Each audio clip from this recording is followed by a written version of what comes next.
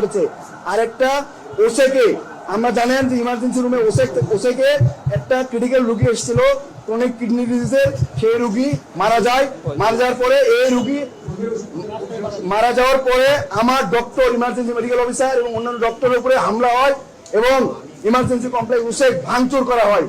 তাই আমরা দেখতে পাই যে এখানে ডক্টর, রুগী কেউ নিরাপদ না।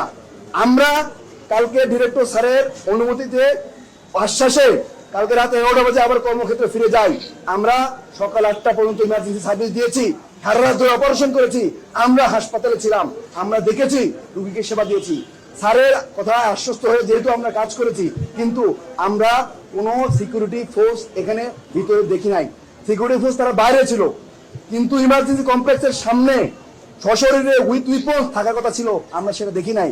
তাই আমরা বাধ্য হয়ে নিজের সিকিউরিটির জন্য আমরা আজকে থেকে